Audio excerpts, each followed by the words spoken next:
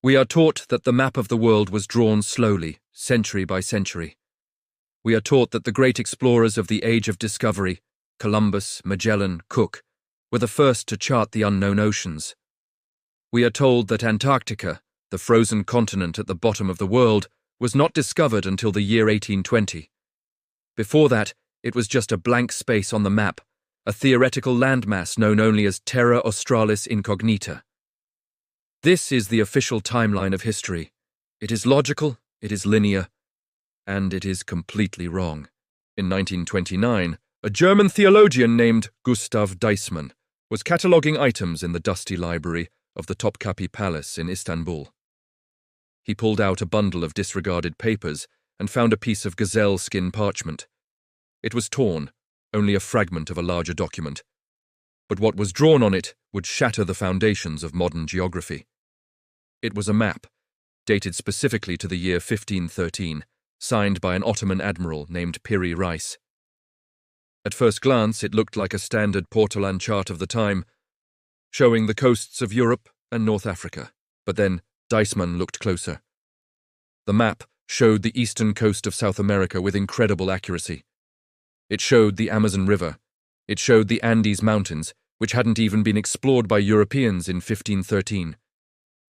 But then, his eyes traveled south, and he saw something that shouldn't be there. Extending from the tip of South America was a massive landmass. It stretched eastward, creating a southern shore to the Atlantic Ocean. The coastline was detailed. It had bays, islands, and river deltas. It was clearly Antarctica. But there was one terrifying detail. The map showed Antarctica without ice. Today we are going to investigate the most famous out-of-place artifact in the history of cartography. We are going to look at the Piri Reis Map. We are going to read the classified letters from the US Air Force that confirmed its accuracy. And we are going to ask the forbidden question. Who was mapping the world thousands of years before our civilization began? To understand the mystery, we first have to look at the man who drew it. Piri Reis was not a mystic. He was a high-ranking admiral in the Turkish Navy, a man of science and warfare. In the margins of the map, he wrote exactly how he made it. He did not explore these lands himself. He admitted that he was a compiler. He used 20 older source maps to create this one-world map. He lists his sources: 8 maps from the Ptolemaic era, 4 Portuguese maps, 1 map drawn by Christopher Columbus himself, and, most intriguingly, ancient maps that he says date back to the time of Alexander the Great. This is the key.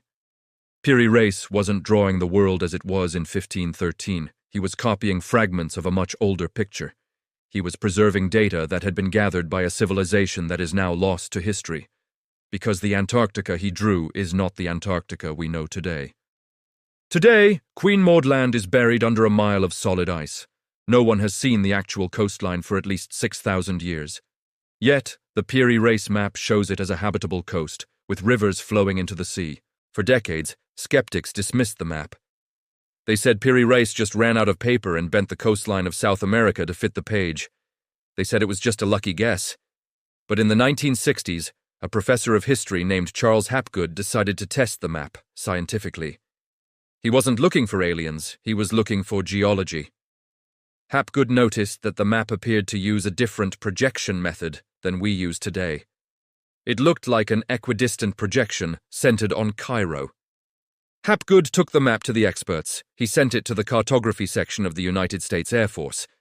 He asked a simple question.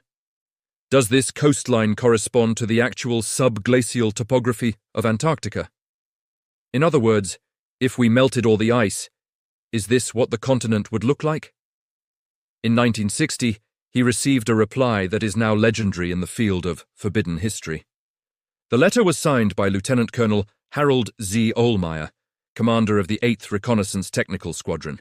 The letter stated bluntly, "The geographical detail shown in the lower part of the map agrees very remarkably with the results of the seismic profile made across the top of the ice cap by the Swedish-British Antarctic Expedition of 1949.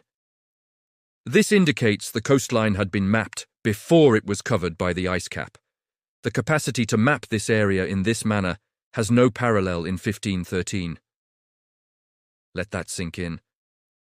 The US Air Force admitted that an Ottoman admiral in 1513 had a map showing data that modern science only discovered in 1949 using sonar and seismic sounding. The letter concludes with a chilling sentence. We have no idea how the data on this map can be reconciled with the supposed state of geographical knowledge in 1513. This brings us to the Oronteus Finaeus map. 18 years after Piri Reis in 1531, another map was drawn. This one shows the entire continent of Antarctica. It shows mountain ranges. It shows rivers flowing from the center of the continent down to the sea. Modern geologists know that under the ice there are dry valleys and riverbeds. But the ice sheet of Antarctica is estimated to be millions of years old. If the ice is millions of years old, how could any human have seen the land underneath? There are only two possibilities.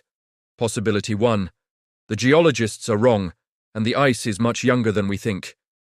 Possibility 2, someone had technology that could see through the ice, just like our satellites do today.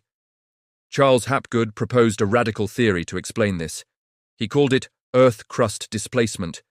He suggested that the outer shell of the Earth, the crust, is loose, like the skin of an orange. He believed that every few thousand years, a cataclysmic event causes the crust to slip over the mantle. In this theory, Antarctica wasn't always at the South Pole. 12,000 years ago, it was located about 2,000 miles further north, in a temperate zone. It was green, it had forests, it had a civilization. Then, something happened. A pole shift, an asteroid impact. The weight of the ice caps became too unbalanced. The crust shifted. Antarctica was dragged into the polar circle. The cold descended instantly. The forests were frozen in place. The civilization was buried under snow that eventually turned into the ice sheet we see today. The survivors of this catastrophe fled to other parts of the world, to Egypt, to South America, to Turkey. They carried with them the only things that mattered, the maps of their lost home. These survivors became the bringers of civilization that every ancient culture speaks of. The Apkallu in Sumeria, the Viracocha in Peru, the gods of Egypt. They brought agriculture, astronomy, and the knowledge of the stars. And they brought the source maps that Piri Reis would copy thousands of years later. When we look at the Piri Reis Map, we are not looking at a medieval drawing. We are looking at a time capsule. It is evidence of a maritime civilization that had mapped the entire globe with spherical trigonometry long before the Greeks or Romans existed. They knew the circumference of the Earth. They knew the longitude of the Americas. They knew the shape of the southern continent. Why does official science reject this?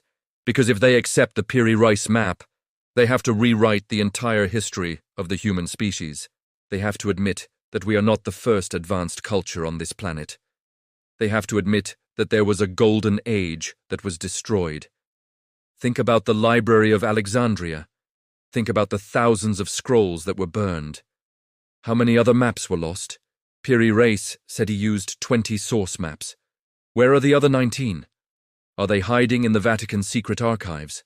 Are they buried in the sands of Egypt? Or are they under the ice of Antarctica, waiting for us to dig them up?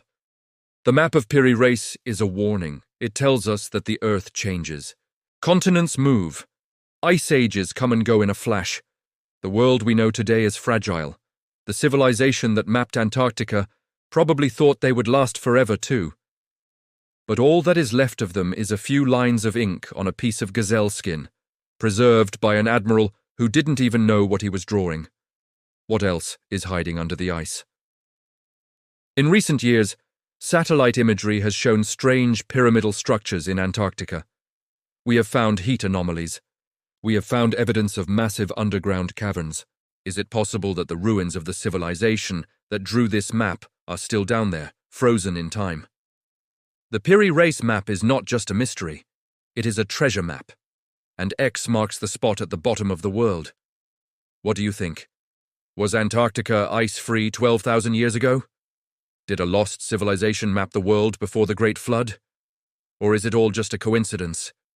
Leave your theory in the comments below, and make sure you are subscribed because in the next video, we are going to dive into the most controversial text in history, the Emerald Tablets of Thoth.